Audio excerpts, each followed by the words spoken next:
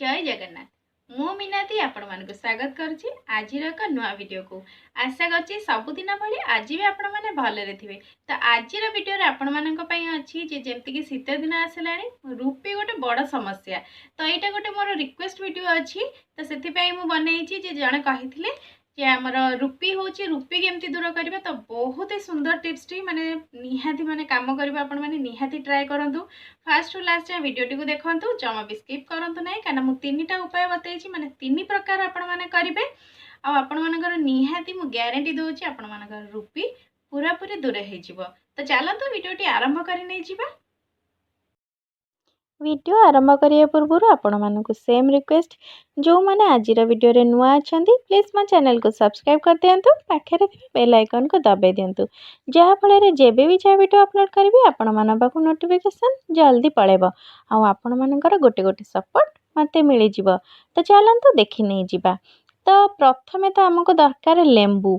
तो माने रूपी पाई बोली लेंबू तो निहाती दरकार। तो मुझे गोटे बड़ लेंबू नहीं जदि आपण मानकर छोट लेंबू अच्छी ताहले आपण माने एठी दुईटी लेंबूर व्यवहार करेंगे।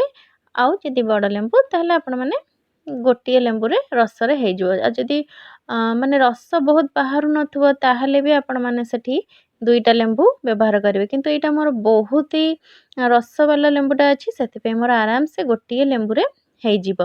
तो प्रथमे आमे कौन करबा ना ताको भल भाबरे गोटे लेंबू को भल भाबरे चिपुड़ी तार रस बाहर कर नहीं जिबा। आउ एटा मु होची मोर माने मु निहाती भाबे ग्यारंटी दे कहूची आपण मानकर बढ़िया भाबरे चली जीवो। एटा को व्यवहार माने थरे यूज करंतु देखिबे थर करे ही आपण माने फरक जानि परिबे। आपण मानकु माने जो जदि बहुत रूपी हेची माने अत्यधिक रूपी हेची ताहले आपण मानकु तो निहाती भाबे मासरे 4 थर यूज करिया पे पड़िबो। आ जदि आपण मानकर अल्प अल्प हेची निहाती भाबे आपण माने थर करे ही ता फरकटा जानि परिबे। तो चलंतु देखि नै जिबा। तो प्रथमे तो एठी लेंबू को भल भाबरे मु चिपुड़ी नै जाईची तापरे ताको कोन करबा ना बनेबा केमती कोन बनेबा तीनटा प्रोसेस रे मु एठी बनेबी।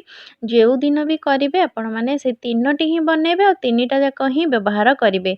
तो जो टोटल भी वीडियो टी को स्किप करंतु नाही फास्ट टू लास्ट चाहे देखंतु नहले मिस करि जिवे कोउटा मु कोन करिछि। तो मु एठी मो झियर मुंडरे ट्राई करछि काहेकि ना रूपी केवल तारी मुंडरे ही हेछि आम घरे तो कहार हेइनी सेथिपई बोली तारी मुंडरे ही बर्तन ट्राए करछि। तो आपण मानक रूपी देखा जाउछि ना मु तो कहि परिबिनी मु तो जेहेतु तार वर्तमान पे ऑयली हेयर अछि सेथिपई बोली आपण माने जानि परछन्ति ना मु तो कहि परिबिनी कैमरा रे आपण मानु केते दूर देखा जाउछि किंतु ताहार बहुत ही अल्प अल्प हेइछि जमा भी माने बहुत सारा हेइनी जेहेतु ऑयली हेयर अछि सेथिपई जणा पडुनी। तो चलंतु आमे ताको कोन केमती करिकि प्रोसेस रे लगेइबा तो देखि नै जिबा। तो आपण माने देखिले तो तार केते हल्का हल्का रूपी हेइछि ताको केमती मु माने आपण मानको देखेई मध्ये गोटे थर करे तार केमती जाउछि भी सेटा भी आपण मानको देखेइबे। तो चलंतु तो प्रथमे कोन करबा ना से जो लेंबू रस अछि गोटे आ गोटे जगह नै आसे जो तो आमे माने चिपुड़ी की रखिथिले। तो आउ गोटे जगह रे कोन करछि ना मठी 2 चम्मच लेंबू रस नहीं जाइछि। तो क्वांटिटी आपण माने सेम रखुथिबे जेतेबेले भी लगेबे नहल नै किछि एपट सेपट हे गेले भी आपण मानकर काम करि न पारे। तो जेमति कि मु एठी 2 चम्मच लेंबू रस नेली सेही क्वांटिटी रो मु एठी तेल आपण माने जे कोनोसी हेयर ऑयल लगाउचंती आपण मानक छुआ मानक मुंडरे किबा आपण माने जे कोनोसी लगाउचंती ताको ही आपण माने 2 चम्मच ही नै जिवे माने जेतिकी लेंबू रस सेतिकी ही तेल। तो ताको को प्रोसेस रे लगेबा। तो चलंतु तापर आमे देखिने ताको भलो भाबरे आमे फेंटी नै जिबा। तापर ताको कोन करबा ना कोनोसे को माने कॉटन साहाଯ୍य रे तुळा साहाଯ୍य रे ताको कोन करबा ना मुंडरे स्काल्प रे ही लगेबे। तो हेयर रे तो दरकार नै केवल स्काल्प रे ही जेहेतु रूपी हेइ थाए तो भलो भाबरे एमती लगे नै जिबे स्काल्प को आडे आडे जेमती लगौछि सेही भली ही आडे आडे लगे नै जिबे। तो लगे सला परे आकु कोन करिवे ना आपण माने पूरा माने बढ़िया से गोटे मसाज टा देबे। माने जेमती कि आमे ऑयल लगे कि मसाज करि थाउ तो निहाती भाबे तो टाइम लागिबो काहेकि ना जदी गोटे जिंस हेइछि हमकु दूर करिवार अछि ताहले तो टाइम तो लागिबो तेणु टाइम तो दबा पे पड़िबो काहे ना जानिथिबे जेतळे हमर रूपी हमर मुंडरे हेइ जाई थाए ତ ଆମର ଚୁଟି ଝଡ଼ିବା ସମସ୍ୟା ତ ପ୍ରଥମେ ଆମର ଆସିଯାଇଥାଏ ରୁପି ସକାଶେ। ତେଣୁ ତାକୁ ଦୂର କରିବା ପାଇଁ ଟିକେ ତ ସମୟ ବାହାର କରିବା ପାଇଁ ପଡ଼ିବ।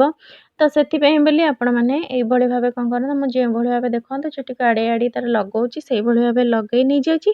ତ ଲଗାଇ ସାରିଲା ପରେ ଆପଣମାନେ କ'ଣ କରିବେ ନା ଭଲକି ମସାଜ ଗୋଟେ କରିକି ତାକୁ 2 ଘଣ୍ଟା ପାଇଁ ଛାଡ଼ି ନେବେ। ମାନେ ଯେଉଁଦିନ ଆପଣମାନେ ସାମ୍ପୋ କରିବେ ତ 2 ଘଣ୍ଟା ପାଇଁ ଆପଣମାନେ ତାକୁ କ'ଣ କରିବେ ନା ଛାଡ଼ି ନେଇଯିବେ। ତ ଏଇ ତ ବର୍ତ୍ତମାନ ମୋର ଲଗାଇବା ଚାଲିଛି। ତ ଭିଡ଼ିଓଟି ଆଗକୁ ନେବା ପୂର୍ବରୁ ଆପଣମାନଙ୍କୁ ରିକ୍ୱେଷ୍ଟ, ଯେଉଁମାନେ ମୋ ଚ୍ୟାନେଲରେ ନୂଆ ଅଛନ୍ତି ପ୍ଲିଜ୍ ମୋ ଚ୍ୟାନେଲକୁ ସବସ୍କ୍ରାଇବ୍ କରିଦିଅନ୍ତୁ। ଆଉ କେଉଁଠୁ ଆପଣମାନେ ଭିଡ଼ିଓ ଦେଖୁଛନ୍ତି ପ୍ଲିଜ୍ ମୋତେ କମେଣ୍ଟ କଲେ ମୋତେ ବହୁତ ହି ଖୁସି ଲାଗିବ ଯେ ଜାଣିକି ଯେ ମୋ ଭିଡ଼ିଓ କେଉଁ ଜାଗାକୁ ଯାଉଛି ବୋଲି। ତ ନିହାତି ଭାବେ ମୋତେ କମେଣ୍ଟ କଲେ ମୋତେ ବହୁତ ହି ଖୁସି ଲାଗିବ। ତ ଏଇଭଳି ଭାବେ ଦେଖନ୍ତୁ ମୁଁ ଲଗାଇ ନେଇଯାଇଛି ଆଉ ତାକୁ ଏଇଭଳି ଭାବେ ମସାଜ କରୁଛି। ଏଇଭଳି ମୁଁ ଯେମିତି ମସାଜ କରୁଛି ସେଇଭଳି ଭାବେ ହାଲକେ ହାଲକେ ଟିକେ ମସାଜ କରି ନେଇଯିବେ। କରିକି 2 ଘଣ୍ଟା ପାଇଁ ଛାଡ଼ି ନେଇଯିବେ। ତ ଛାଡ଼ି ସାରିଲା ପରେ ଆଉ 2ଟି ପ୍ରୋସେସ୍ ମୁଁ କ'ଣ କରୁଛି, ମାନେ କେମିତି କ'ଣ କରିକି ଲଗାଇବି, ଏ ତ ହେଇଗଲା ଅଏଲ୍ ମସାଜ ହେଇଗଲା। ତାପରେ ଆଉ 2ଟା କ'ଣ ମୁଁ କରିକି ତା'ର ମାନେ ବାହାର କରିବି। ତ ଟୋଟାଲି ବି ସ୍କିପ୍ କରନ୍ତୁ ନାହିଁ, ଭିଡ଼ିଓଟି ଦେଖୁଥାନ୍ତୁ ଯେ କ'ଣ ମୁଁ କରୁଛି। ତ ମୋର ବର୍ତ୍ତମାନ ତ ମସାଜ ଭଲ ଭାବରେ ହେଇଗଲାଣି। ତ ତାପରେ ଆପଣମାନେ ଦେଖୁଥାନ୍ତୁ।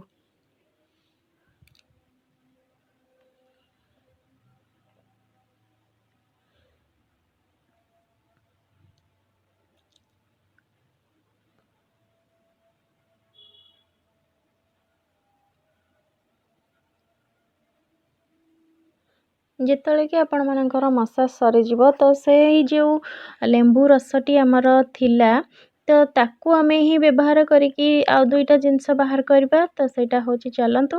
ତ ପ୍ରଥମେ ସେଇ ଯେମିତି ସେମ୍ କ୍ୱାଣ୍ଟିଟିର ଆମମାନେ ନେଇଥିଲେ ଲେମ୍ବୁ ରସ, ମାନେ 2 ଚାମଚ, ସେମିତି ହିଁ 2 ଚାମଚ ଲେମ୍ବୁ ରସ ପୁଣି ନେଇଯିବା। ଆଉ ସେଥିରେ ଆଉ ଗୋଟେ ଜିନିଷ ଆଡ଼୍ କରିବା, ସେଇଟା ହେଉଛି ସାମ୍ପୋ। କାହିଁକିନା ଆପଣମାନେ ଜାଣିଛନ୍ତି ଅଏଲି ପରେ ତ ସାମ୍ପୋ ହିଁ କରାଯାଏ। ତ ମୁଁ ଏଠି ତା'ର ମାନେ ମାମାଅର୍ଥର ସାମ୍ପୋ ୟୁଜ୍ କରିଛି। ଯଦି ଆପଣମାନେ ଯେକୌଣସି ସାମ୍ପୋ ୟୁଜ୍ କରୁଛନ୍ତି ତାକୁ ଆପଣମାନେ ପକାଇ ନେଇଯିବେ, କିନ୍ତୁ ସାମ୍ପୋର କୌଣସି କ୍ୱାଣ୍ଟିଟି ନାହିଁ। କାହିଁକିନା ଆପଣଙ୍କର ହେୟାରକୁ ଦେଖିକି ଆପଣମାନେ ସାମ୍ପୋ କରିବେ, ସେଥିପାଇଁ ସାମ୍ପୋର କୌଣସି ବି ଭାଗ ମାପ ନାହିଁ। କିନ୍ତୁ ଲେମ୍ବୁ ରସ ସେଇ 2 ଚାମଚ ହିଁ ଆପଣମାନେ ନେବେ। ସାମ୍ପୋ ଏଥିରେ ଆପଣମାନଙ୍କର ହେୟାରକୁ ଦେଖିକି ହିଁ ଆପଣମାନେ ଲଗାଇବେ। ତ ମୁଁ ଏଠି ଏତିକି ହିଁ ନେଇଯାଇଛି। ତାକୁ ତାପରେ କ'ଣ କରିବେ ନା ଭଲ ଭାବରେ ଫେଣ୍ଟି ନେଇଯିବେ। ତ ଫେଣ୍ଟିକି ୟାକୁ କ'ଣ କରିବେ ନା ଯେମିତି ସାମ୍ପୋ କରିବା କଥା ସେମିତି ହିଁ ସାମ୍ପୋ କରି ନେଇଯିବେ। ତ ଆଉ ଟିକେ ଯେଉଁ ଲେମ୍ବୁ ରସ ରହିଲା ତାକୁ ଆମେ କ'ଣ ତିଆରି କରିବା, ତ ଚାଲନ୍ତୁ ଦେଖିବା। ତ ଏଇଟା ମୋର ବର୍ତ୍ତମାନ ହେଇଗଲା ସାମ୍ପୋ। ଆଉ ଏଇ ଯେଉଁ ରହିଲା ଲେମ୍ବୁ ରସଟି ତା ଦେହରେ ଆମେ କ'ଣ କରିବା ନା ଟିକେ ମିଶାଇ ନେଇଯିବା ପାଣି। ତ ପାଣି ତା ଦେହରେ ମିଶାଇ ସାରିଲା ପରେ ଆମେ ତାକୁ କ'ଣ କରିବା ନା କଣ୍ଡିସନର୍ ରୂପେ ବ୍ୟବହାର କରିବା। ସେମିତି ତ କଣ୍ଡିସନର୍ ଜମା ବି ମାନେ ଭଲ ହେଇନଥାଏ ହେୟାର୍ ପାଇଁ, କିନ୍ତୁ ଆମେ ଘରୋଇ କଣ୍ଡିସନର୍ ଏମିତି ମାନେ କୌଣସି ଏକ ଇଏରେ ପକାଇ ନେଇଯିବା।